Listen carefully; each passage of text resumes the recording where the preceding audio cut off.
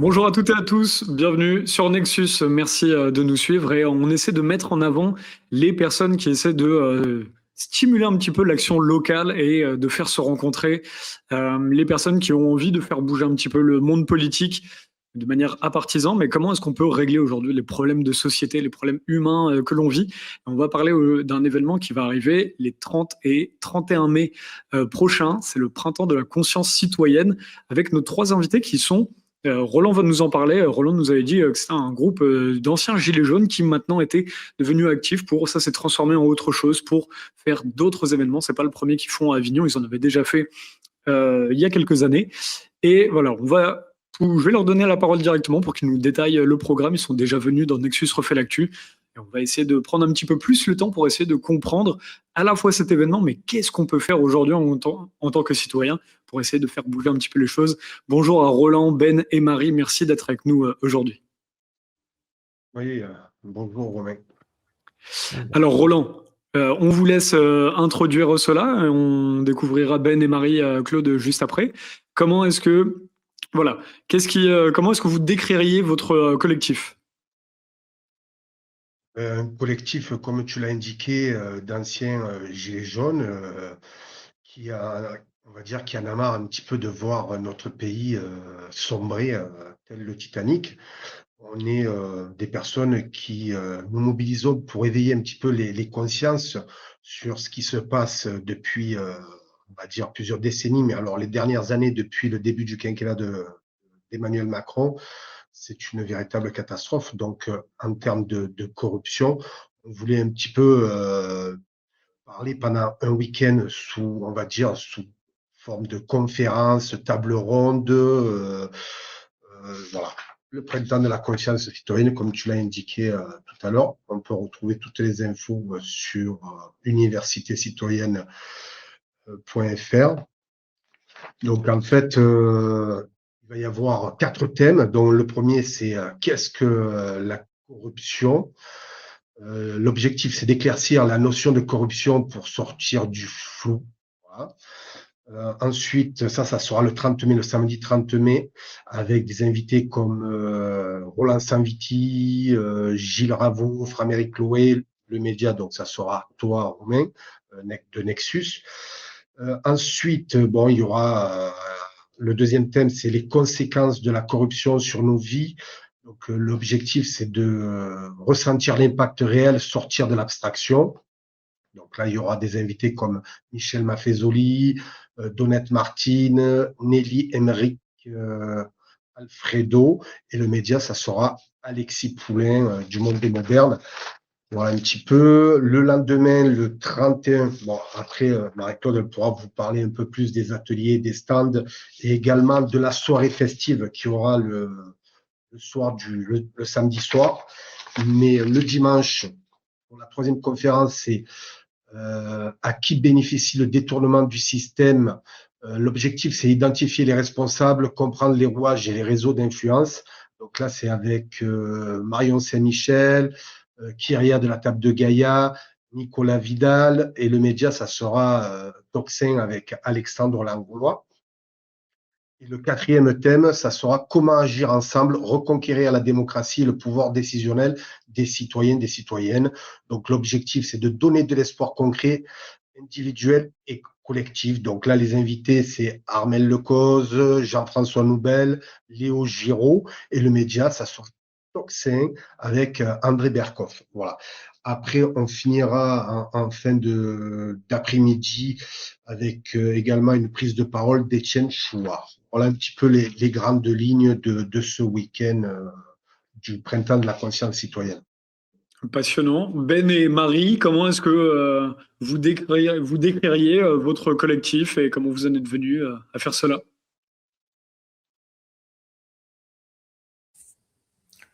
Pour ma part, ce serait ouais, pour être un citoyen engagé et puis essayer d'agir pour tisser du lien entre toutes les associations ou même des particuliers pour œuvrer à la rupture de l'isolement et, euh,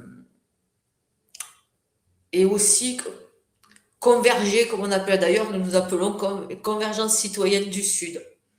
Donc c'est beaucoup de travail là-dessus. Et l'université d'ailleurs est très large et très ouverte et elle rassemble des citoyens de tout horizon. Et la corruption, pour moi, est un sujet qui reflète quand même notre société. Donc, nous sommes toujours touchés à un moment donné, que ce soit dans notre vie personnelle, notre métier, nos gouvernants. Il y a tellement de corruption possible que je trouve ça très intéressant d'aborder ce sujet un peu approfondi. Ben? Oui, alors pour compléter, le collectif, on l'a créé, donc comme tu le disais tout à l'heure, après le mouvement des Gilets jaunes. Et on s'est vite rendu compte que localement, hein, nous, donc dans le Vaucluse, il y avait énormément de gens qui avaient émergé et qui prenaient un peu leur avenir en main et qui avaient monté plein d'initiatives, qui réfléchissaient sur des groupes de travail, il y a je ne sais pas combien d'associations, de collectifs qui se sont créés dans le secteur, à la fois pour le RIC, à la fois pour la Constitution, à la fois pour des groupes actions, pour des choses diverses et variées. En parallèle, on avait des associations qui étaient déjà, enfin qui sont en place depuis de longues années et qui aussi, de leur côté, œuvraient un peu sur les mêmes, enfin pour les mêmes causes, hein, enfin pour des problématiques de démocratie, hein, la majorité du temps, parce que comme on n'est jamais questionné sur les projets en cours, bah, du coup, on s'y oppose à notre manière, donc souvent par le biais d'associations.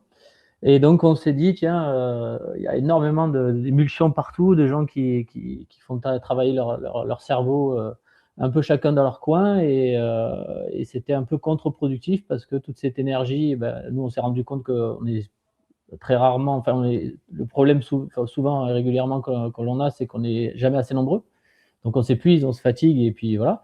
Donc le fait de voir qu'à droite à gauche, tout le monde travaille dans son coin et passe un temps fou et d'énergie de dingue à faire la même chose en parallèle, on s'est dit, tiens, notre collectif aurait du sens à essayer de mettre un peu en commun toutes ces énergies, là, toutes ces initiatives, et faire en sorte que les gens s'unissent et au lieu de travailler encore une fois chacun dans son coin, chacun travaille main dans la main. Et ça permettrait certainement d'être beaucoup plus efficace, beaucoup plus raisonné, et peut-être d'accrocher des victoires à sa cheminée, si je puis dire. Donc notre idée initiale, c'était ça. Donc on a œuvré auprès de certains syndicats au début pour essayer d'unir les collectifs citoyens aux syndicats, enfin du moins faire en sorte que les syndicats s'unissent aux collectifs citoyens. On s'est retrouvé face à la dure réalité du système, hein, que c'est peut-être pas la vocation d'un syndicat que d'œuvrer pour le bien commun, si je puis dire. Certaines associations comme Pignon sur rue, ça a été aussi compliqué. On est retombé dans certains travers de stigmatisation, d'origine politique, de ceci, de cela, donc impossible de fusionner, hein. Donc après, on a évolué, on essaye, par le biais de projets, donc j'allais dire personnels, c'est-à-dire que projet du collectif, en essayant de mettre en place des projets qui auraient, qui permettraient, qui serviraient comment dire, d'excuses pour s'obliger à travailler ensemble et avoir un projet, donc un objectif commun pour un laps de temps assez court, et de telle manière à apprendre à travailler ensemble. Donc du coup, les premières universités sont sorties de là. Donc je vous dis, la première a été faite avec en off certains syndicats, en vrai avec beaucoup de collectifs, associations qu'on retrouvait à l'époque. Le second n'a pas pu se faire de cette manière-là, pour plus ou moins les raisons que j'ai insinuées tout à l'heure, c'est qu'on n'avait pas, en fait, on n'a pas du tout les mêmes objectifs, et qu'on ne peut pas travailler ensemble, hein. Ils nous ont mis beaucoup de bâtons dans les roues pour la seconde. Et la troisième, on s'est mis en partenariat avec plein de gens, divers et variés, mais qui ont, pareil, des petits groupes par-ci, par-là, un peu partout, et qui travaillent souvent sur le même sujet, hein. Là, mes collègues le diront, hein, le grand truc, c'est les élections présidentielles l'année prochaine, donc on a plein de gens qui nous contactent pour les soutenir, les aider, etc. Donc tous ces gens travaillent à droite, à gauche, et chacun dans leur coin, ils font face aux mêmes problématiques et s'épuisent de la même manière. Donc on va essayer, par le biais de cette université, encore une fois, de les faire connaître les uns les autres, et nous aussi, et puis de tisser un réseau, et un petit réseau de résistants, et pourquoi pas un réseau qui s'agrandira avec la suite de l'université que l'on espère retrouver ailleurs dans d'autres groupes, enfin d'autres départements après la fin du mois de mai, après la nôtre, quoi. Voilà, pour faire simple. Donc là, une université, c'est aussi pour montrer tout ce qui se passe en France, toutes les possibilités d'action locale et de comprendre déjà la politique avant de pouvoir agir. Quels sont les objectifs de cette université? Pour la main ou Roland Vas-y, Ouais. vas-y. Ah, me dites pas que je parle trop après. Donc l'objectif, c'est encore une fois, c'est d'essayer de trouver un point commun à tous nos combats, à toutes nos formes de lutte et à l'existence de tous ces collectifs et autres groupes qui se sont formés à droite à gauche. Donc c'est pour ça qu'on a déterminé, on a fixé ce sujet de la corruption là, qui sera traité du coup pendant tout le week-end. Parce on pense que si on cherche une cause commune, la corruption est, en France, pour ne parler que de la France, à toutes les échelles, est quand même un fléau qui a absolument gangréné tout le système et qui est même peut-être devenu la priorité pour nos représentants aujourd'hui, hein. Conflit d'intérêts, conflit d'influence, pouvoir, argent. Enfin bon, tout ce qui peut découler de la corruption, ou du moins de générer cette corruption. Et donc, on va donc traiter ce sujet-là pendant le week-end. Et bien évidemment, ce qui est le fond de ta question, lors de la dernière conférence, être aussi un peu autre que dans le constat et dans la compréhension des choses, apporter des projets qui permettent à la fois individuellement ou collectivement de peut-être lutter contre tout ça et de donner les moyens aux gens, en prenant plus ou moins des initiatives à risque ou pas, d'apporter leur pierre justement à lutter contre ce système. Moi, je parle de mafia d'État, mais bon, ça plaît pas à tout le monde. Mais ce système un peu mafieux, cette espèce de diaspora qui a pris le pouvoir de décision et qui aujourd'hui œuvre très clairement à l'encontre des intérêts communs, l'intérêt des Français, quoi. Donc oui, la dernière conférence et le point final du week-end aura pour objet d'apporter du positif et encore une fois des axes peut-être de travail et de réflexion, si possible, collectivement. Marie? Est-ce que vous partagez les propos de Ben? Ah ben oui, totalement. Oui. Après, je mettrai l'accent quand même sur le côté apartisan. Faisons de la politique, nous mettons en lien, mais par contre, nous restons apartisans. Il y a des personnes qui ont essayé de s'incruster, on va dire, pour justement, par rapport aux élections. Et nous avons tenu à garder cette ligne de conduite, à rester apartisans et soutenir aucun parti, vraiment.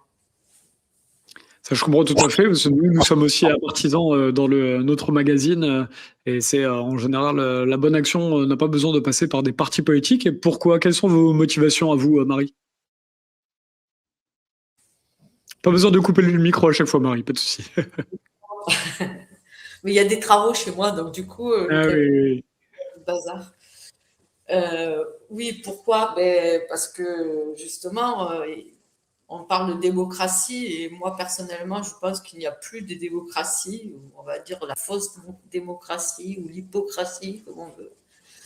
Et pour sortir de là, il faut sortir de ces partis politiques qui s'arrangent entre eux, en fait, qui font des concessions, qui font des arrangements et qui sont pas là pour écouter le peuple. Moi, je voudrais que le peuple ait le pouvoir décisionnel. D'où, je pense que si on est dans un parti politique, on ne peut pas, on est trop enchaîné, on va dire. Même s'il y a des personnes qui ont essayé, hein, mais à un moment donné, ils se rendent compte qu'ils n'y arrivent pas et ils finissent par baisser les bras, quoi. Et surtout qu'ils se mettent des bâtons dans les roues, c'est à celui qui va faire pipi le plus loin. Et ça, c'est devenu totalement ridicule. On le voit à l'Assemblée, que ce soit un parti qui présente une loi, tu as l'opposition qui se jette dessus, des groupes, d'autres partis politiques qui se jettent également dessus. Voilà, quand il y a une bonne idée, il faut absolument qu'elle puisse être Alors attends, on a un mise. petit souci de son. Est-ce que ça vient? Bouge pas. Vas-y, réessaye. Je disais qu'il y a des partis politiques, c'est celui qui fait pipi le plus loin. Donc, comme les syndicats, vous savez. Donc, on l'a vu, nous, pendant le mouvement des Gilets jaunes, hein, la première fois qu'on a participé à l'intersyndicale, leur première question, c'était est-ce que vous allez créer un syndicat Gilets jaunes? Ils restaient très choqués, quoi.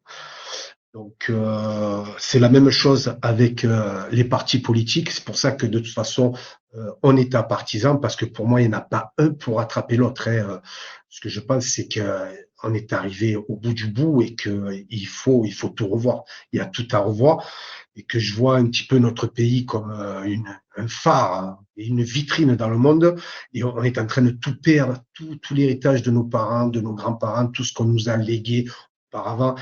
Maintenant, c'est de plus en plus serré. On ferme les robinets dans tous les sens. Tout est en train d'être privatisé. Le Made in France n'existe plus. Toutes nos entreprises sont délocalisées. Il y a plus rien qui va. Alors, il y en a qui vont me dire, mais pourquoi tu changes pas de pays? Après, je suis français, je suis patriote et j'aime ma patrie. Ce que j'aime, moi, c'est les assemblées citoyennes, c'est que les citoyens puissent devenir des acteurs de la vie politique et qu'ils ne soient plus des spectateurs à subir. Maintenant, on subit le diktat de l'Europe, on subit le diktat de la Macronie. Enfin, voilà, à un moment, il va falloir que ça s'arrête, quoi. On est en train de nos gamins sont en train de devenir un petit peu, excusez-moi le terme, mais un petit peu, c'est plus que c'était auparavant. Donc non, il est grand temps de mettre un coup de pied dans la fourmilière. Il est grand temps d'expliquer aux Français ce qui se passe dans les mairies, dans le département, dans les régions, au niveau national, au niveau de l'Europe, que la corruption s'installe partout et que c'est pas normal. Il faut arrêter de la subir et il faut mettre un grand frein en prenant exemple sur des pays nordiques comme la Finlande, la Suède, le Danemark, où la corruption est beaucoup moindre. Il faut arrêter tous ces privilèges pour tous nos élus. Il faut faire en sorte qu'ils puissent se rendre des comptes, même devant la justice, qu'ils arrêtent de se protéger entre eux avec du copinage, du pantouflage, de la corruption directe, du trafic d'influence, des conflits d'intérêts, des détournements de fonds publics, enfin tout ce qui existe derrière. Il faut que ça s'arrête d'être systémique. Maintenant, il va falloir que notre justice rende coup pour coup et qu'elle soit réellement indépendante. Voilà un petit peu les grandes lignes.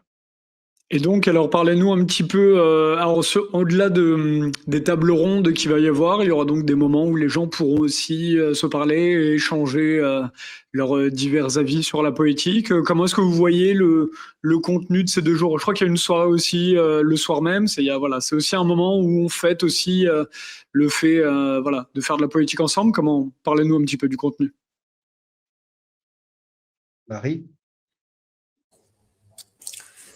Mais oui, il y aura des temps de pause. Donc déjà, au niveau du repas, donc ce sera un temps où il peut y avoir un échange entre les visiteurs, les personnes actives ce jour-là. Après, le soir, nous avons une soirée festive qui commence vers 20h et, avec un humoriste, Stéphane Cueillier, et une chanteuse, Ingrid Courrèges, qu'on connaît tous, qui a toujours été engagée et qui est vraiment la bienvenue.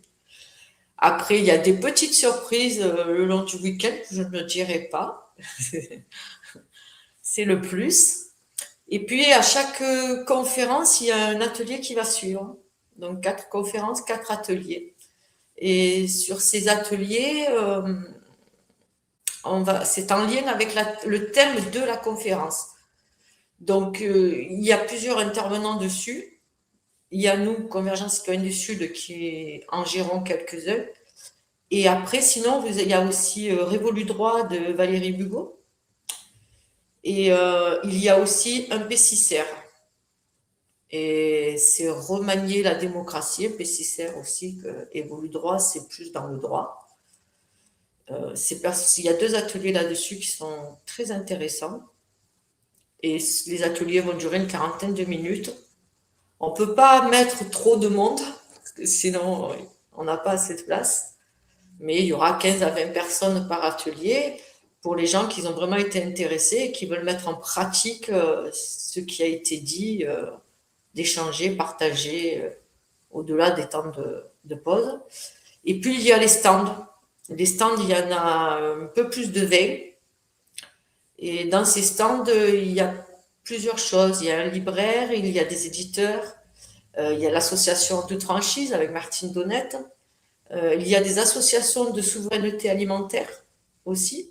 Et puis des collectifs comme Construisons notre bonheur, pareil, qui œuvrent pour une démocratie. La coalition citoyenne, le Café des libertés. Je ne vais pas tous les citer parce qu'il y en a quand même beaucoup. Et dans ces temps-là aussi, il va y avoir des échanges entre les visiteurs et les personnes qui tiennent les stands. Et je pense qu'elle sera très riche en informations, en partage.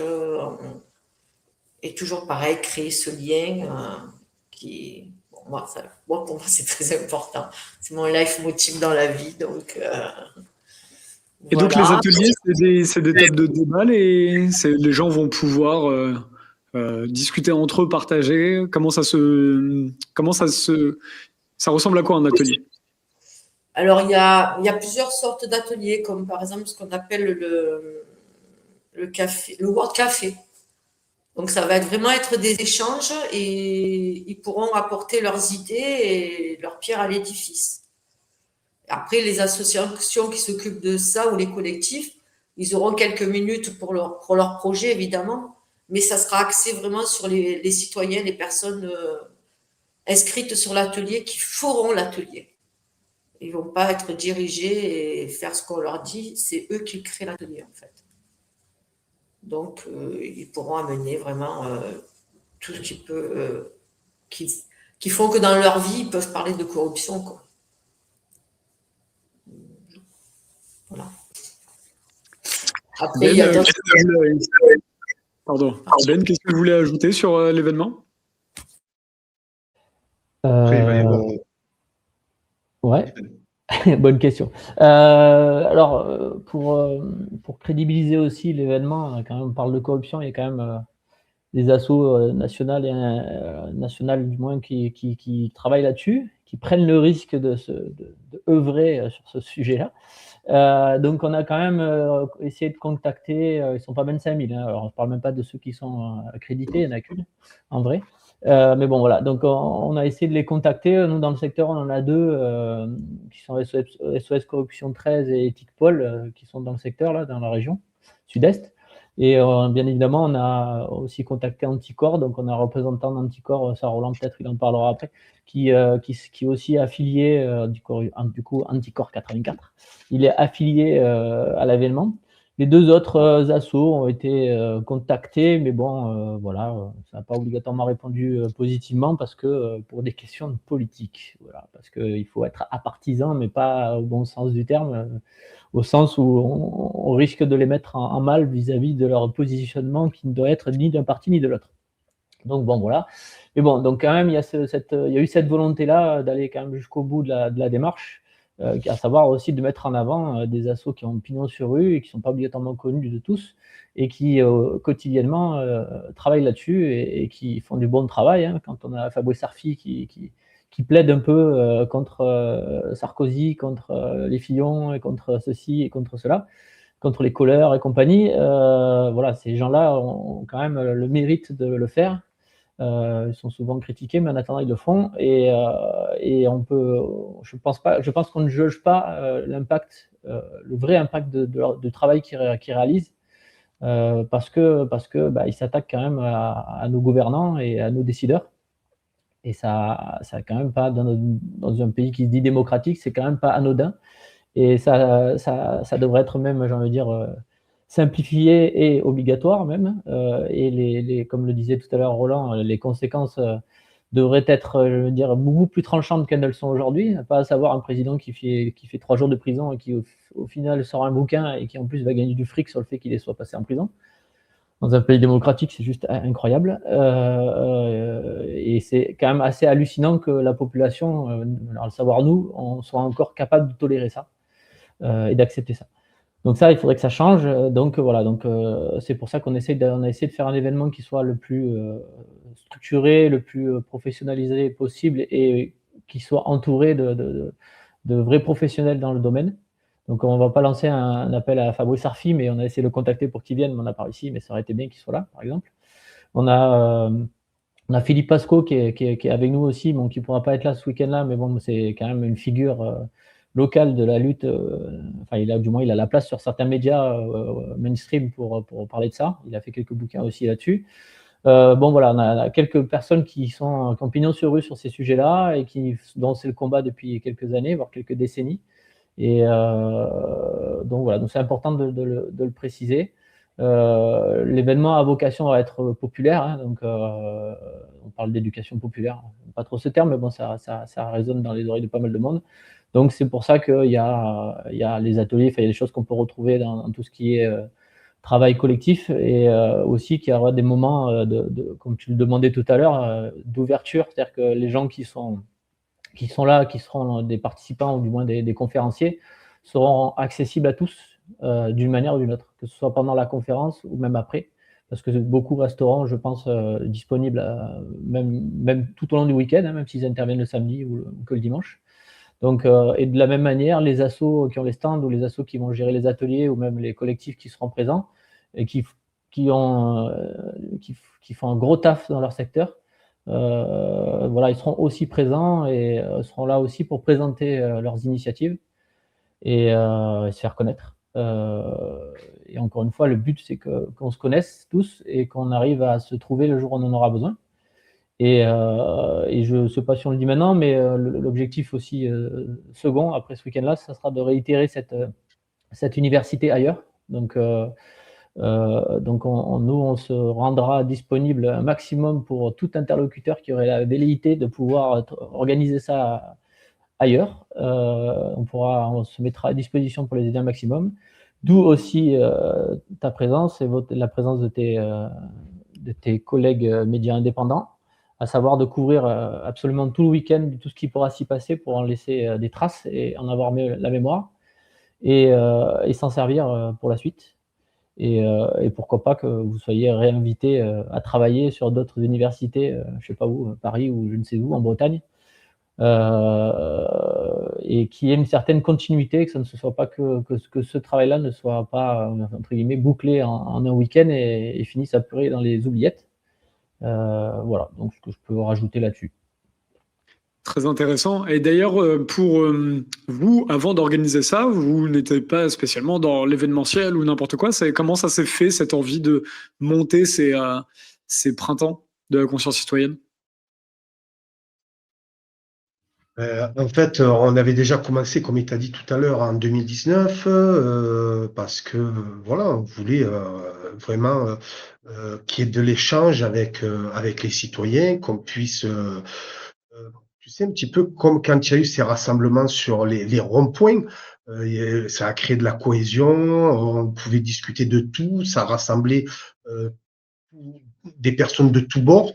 Donc l'idée, c'est Benjamin qui nous en a parlé un petit peu au début, il nous parlait d'université, il y a un petit groupe qui a commencé un petit peu à chapeauter tout ça, et puis en 2019 est née la première université citoyenne, après pendant le Covid la seconde et la troisième qui est maintenant.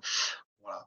Donc après nous, comme on l'a dit tout à l'heure, vraiment on est à partisans, on essaye d'être rassembleurs, on est ouvert sur tout. On est ouvert sur tout. Après, on est capable de se mettre autour d'une table et de discuter avec tout le monde. Le but, c'est d'arriver à ce qu'on fusionne et qu'il y ait vraiment un éveil collectif un peu partout en France.